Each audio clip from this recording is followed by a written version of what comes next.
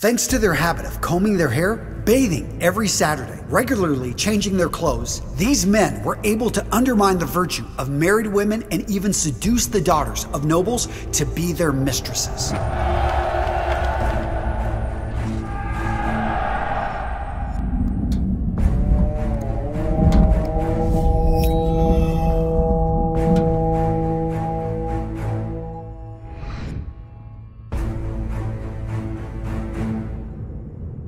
It's clear from historical records that the Norsemen, the Vikings, were obsessed with their physical appearance. I mean, there are surviving Icelandic sagas that claim that a man who leaves his house not looking his best is a disgrace. And although some of these habits may seem like the bare minimum today, bathing once a week, brushing your hair daily, at the time, they were counter to what was popular. Seriously, this is the start of the Dark Ages here. Europeans, they're bathing maybe twice a year. So all this begs the question, why were the Vikings so stylish? Why did they care so much about image, presentation, and grooming?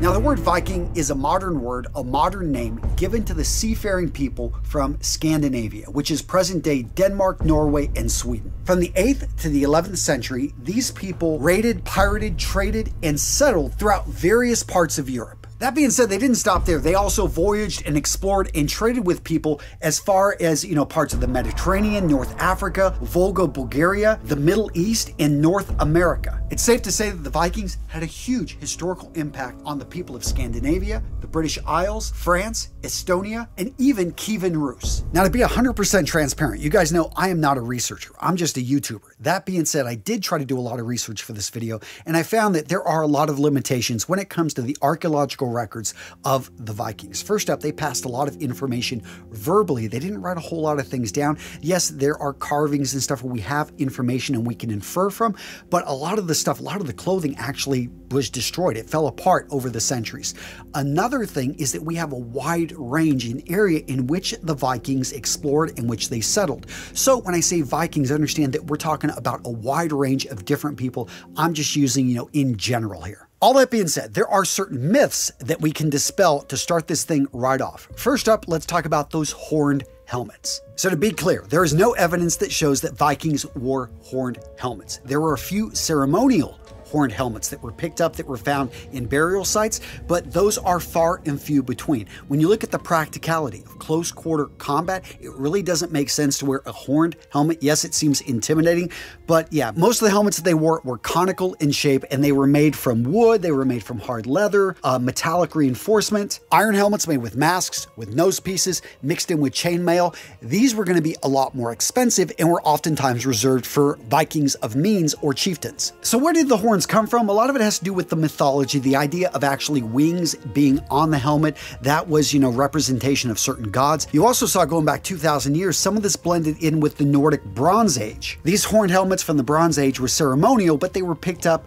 by the mass media, by newspapers, and whenever people talked about Vikings and they wanted to depict them, somehow these horned helmets got, basically spread around. Later on, horned helmets were picked up in costume, popped up in movies. You saw them in cartoons like Hagar the Horrible, or on sports teams like the Minnesota Vikings. Next up, let's talk about braids. So there is no evidence that the Vikings were into braids. They weren't braiding their beards, they weren't braiding their hair, and they definitely were not creating leather armor like that. Now we know this because we do have actually some good evidence about their grooming standards and their use of combs. They loved combs, which I'll get into in a few minutes, but yeah, you don't, comb your beard or comb your hair if it is braided. In addition, issues with fleas and lice, braiding is just not a great idea when it comes to personal grooming. Next up, let's talk about the Vikings and tattoos. Now, we do have the accounts of the Arab traveler Ahmad ibn Fadlan. He was a scholar and diplomat from Baghdad who was sent to what is now the middle Volga area of Russia to trade and to engage with what were known then as the Vikings. Sailing up and down the Volga River, he met the people known as the Rus, aka the Vikings,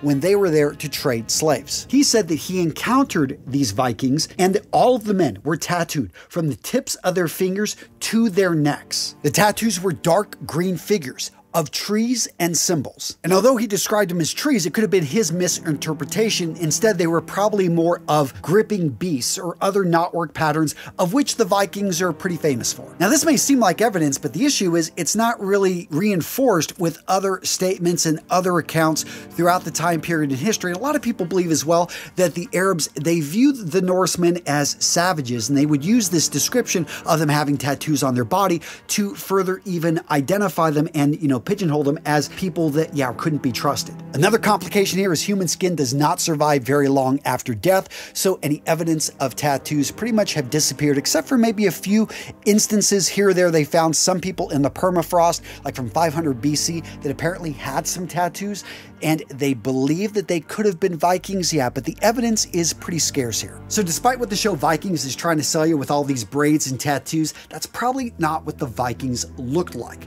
But why would they even care about image and style? Well, really, it has to do with class and the idea that you can separate people based off appearance. Now, as many of you guys probably remember, there are 3 separate classes of Norsemen, of the Vikings. The first one being the slaves. These are going to be the Thralls. Now, the Thralls were captured from other countries, brought over as slave labor, or perhaps you were born a Thrall. Both of your parents were slaves and you were born into that. The idea here is that the Thralls did not have very nice clothing. They had basic stuff to keep them alive, and their hair in general was kept short. Now, this is key because Thralls were despised. They were looked down upon. Oftentimes, if a chieftain died, the Thralls, under his, basically all of his property there, it was sacrificed and buried with him. But you could identify a Thrall from a distance because simply just looking at his haircut. Next up, we had the Jarls. These were the free peasants. They were not Thralls. They were not enslaved by anyone. They could actually make their own choices, and they were able to own things. That was really important. So they would own, like cattle, they would have sheep, whatever it is that they were raising up. They also could have land that they farmed. These were tradesmen. These were people that worked, and they could, in a sense, determine their own destiny. And finally, we had the Jarls. These were the aristocrats. These were the rich guys. These were the people that had means, and they really separated themselves based off of how they dressed. And I'll talk about that here in a few minutes, but really it was the highest level class here. They were the ones that had the big, feast halls. They were the ones that would own large chunks of land, and they were the ones also in charge of, hey, if they were going to go basically pillage, that they would get all the warriors together. They would get everyone together and lead the expedition. Oh, and as I mentioned earlier, the Jarls were also the guys that whenever they died, occasionally these chieftains, they were buried with the ship. They actually had some of their slaves sacrificed and buried with them. Tons of gear. The idea is, hey, you'll need this in the next life. Now, gents, if you're enjoying today's video, you like the mix of history and style, do me a favor and smash that like button. Seriously, take Thor's hammer and boom, hit it, knock it out. Seriously, I like Thor. Now, because there were these 3 classes, you needed to be able to recognize somebody very quickly so you could show them the proper respect or lack of. So starting at the top, let's look at the Jarls. First up, they were well groomed. If it was a man, he was going to have longer hair, usually to his shoulder. He was going to have a beard. So that right there, you could easily spot this guy from a distance. His grooming was going to be impeccable, and his clothing was going to be really nice. You were going to pick little details in his clothing. In fact, it was the accents that really set him apart. Silk, jewelry, brooches, belt buckles, everything was to a level, and it was expensive, and the average person couldn't afford this. So immediately, if you were to run into somebody like this, you would understand, hey, this is a person of means. This is a person that I need to show respect to. Now, the Jarls would oftentimes imitate the Jarls, but to a lower level. They couldn't afford, maybe gold or silver, so they would just have like a simple metal clasp. They would have, just everything they would, again, it was fashionable. You would try to imitate your lord, but definitely you were at a lower level, and the materials you were using not to the same degree. And the Thralls, dressed very basic. You got a simple tunic, maybe something on their feet, but not much here. Now, specifically for men, what would we see for clothing? Well, let's start with the under tunic. This is basically the underwear, and it was made from a wide variety of easily available materials, oftentimes patched together. Now, from the historical records I saw, they say about 40% of the clothing, the materials that they recover, are made from flax, aka turned into linen, but you would also see a lot of wool. And that makes sense because the sheep were everywhere, but both flax, linen, and wool, this took time to actually, put together. This was something that was the work of women normally, and they would just simply be spending a lot of time time, sewing and taking that material and making the clothing. Now, day-to-day clothing for a Norseman wasn't in particular super fashionable. It was more functional. And what we would see here is a basic under tunic, really depended on the means and what the person had available to them. On top of that, depending on the weather, they would then throw an over tunic, and an over tunic would oftentimes be more fitted. This would be made from a heavier wool material. It is something that, is made just to be a little bit tougher and heavier. Now, in the lower part of the body, depending on where you're at in the world and what century we're talking about, you would see leggings or you would see various forms of trousers, oftentimes made from flax, aka linen. Now, in the feet, you would have a primitive shoe, basically a leather bootie that was, loosely handmade. You would also have leg wrappings. And so this is an early form of a sock. Actually, my wife's grandmother still, she grew up, old school Ukraine, and they would use these. Basically, it was fabric wrapped around the feet going up the calf that was used to keep you warm, but also was a very simple form of sock. Now, to top the outfit off, and again, depending on the means of the person, he would oftentimes have a belt, because attached to that belt, he would have a small purse that he could carry his important, money or any other, his comb, other things that he would want to have with him.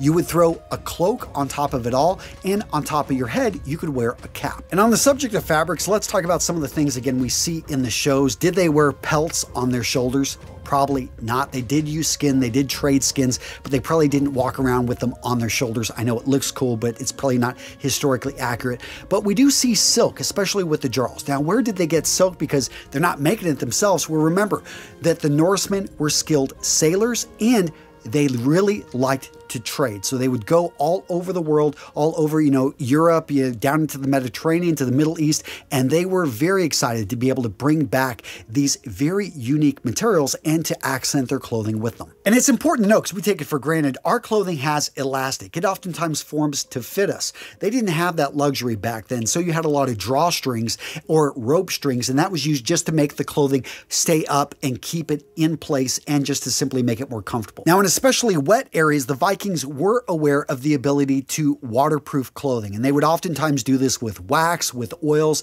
They would treat the outside of cloaks or other pieces of clothing with that so that it would become water resistant. Now, I alluded to the materials used, but in general, I think 40% of the fabrics and the clothing that they find from this era is made of flax, aka linen. And that makes a lot of sense. It was very popular. It was relatively easy to be found in various parts of the world, and linen has been used to make clothing for a long time. As many of you guys know, though, it is sometimes a bit too breathable and not great for the colder weather, so that's why you would see wool. And wool, again, a very popular material used by the Vikings, especially on their outer tunics, on their cloaks, on that outer gear, because wool, as I've talked about before, can actually do a pretty good job of absorbing about 40% of its weight in water and still feel dry, and it has great insulating properties. Now, of course, the quality of the build, the materials used, the craftsmanship that goes into that, oftentimes depended on, again, what position, what class you were, and the Jarls. These were the guys that really got what they wanted, especially when it came to color.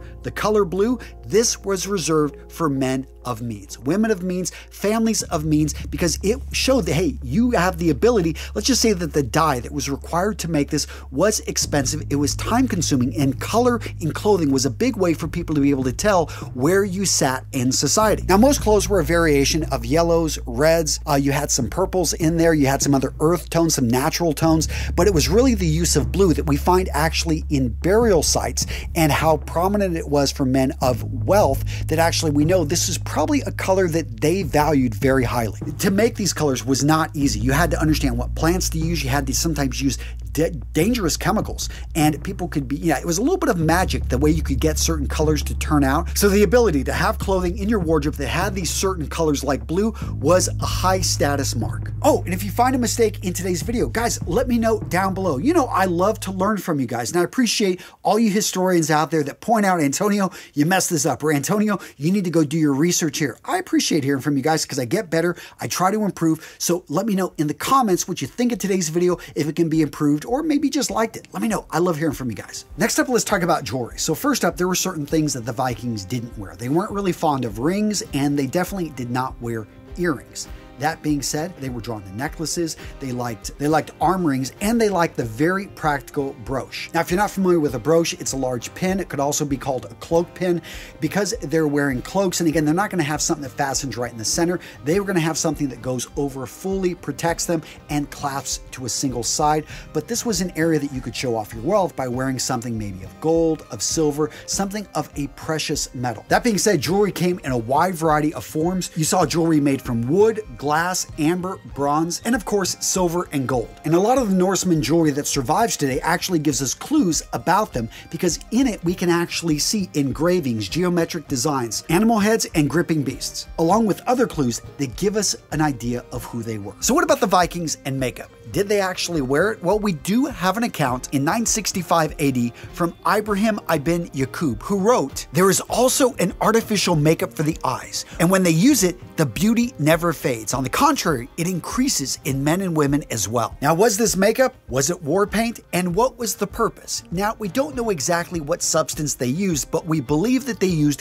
what's known as kohl. Now, kohl is a dark colored powder made of crushed antimony, burnt almonds, lead, oxidized copper, ash, and malachite. Now, even today, we see athletes that wear something similar underneath the eyes, and the idea here is that they wear this to be able to protect themselves from the glare of the sun and look a little bit more intimidating. So the idea that Vikings wore makeup on a daily basis, no. I think that, again, it was war paint, special occasions, something that had a purpose, but not something you would wear on a daily basis. So now let's get into the section I know a lot of you guys have been waiting for, Vikings and their hair. I mean, if you type in anything with Viking style, you're probably going to see all the different haircuts, all the different beard styles, all the different ways to be able to braid it, all the way to be able to, shave a side, don't shave the other side.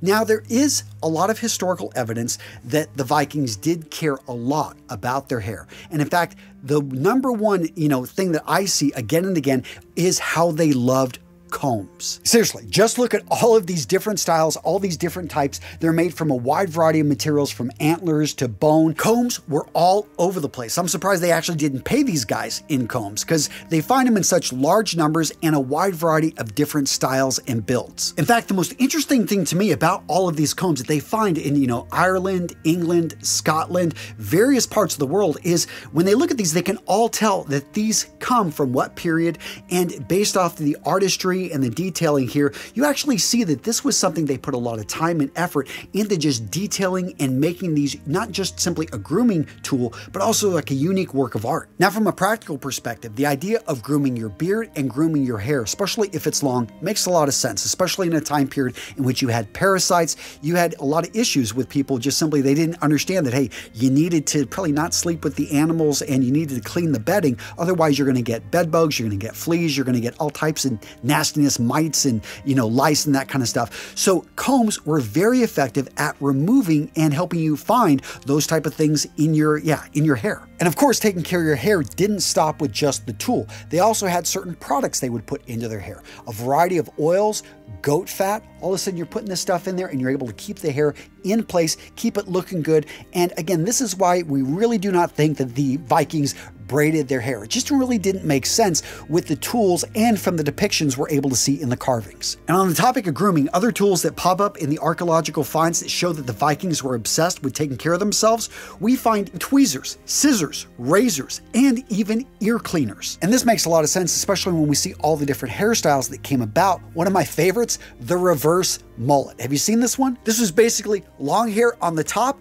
short hair on the back. Now, gents, with all this talk about style and grooming, I got to throw in a plug for my company, Vitamin. If you haven't checked this out, guys, we're making the best damn grooming products on the planet when it comes to products for your hair, products for your skin, products that just going to help you get a great shave. If you've got thinning hair, check out our thin hair kit. If you've got hair that is just oily, if it's dry, we've got the right products for you. If you're, over the age of 30, over the age of 40, starting to get a few wrinkles, especially under the eyes, check out our eye serum for dark circles, or check out our wrinkle smoother serum for younger, smoother skin. And of course, I'm going to take care of you guys, so down in the description of today's video, I've got the best deal you're going to find over on the web. Seriously, go over to our website. Every product we sell, I stand behind with a 100% satisfaction money back guarantee. So let's talk about some of those Viking hairstyles. First up, we've got the temple shave with long hair. You notice the sides right here, you've got a really short cut. Basically, they're almost going at this with a razor.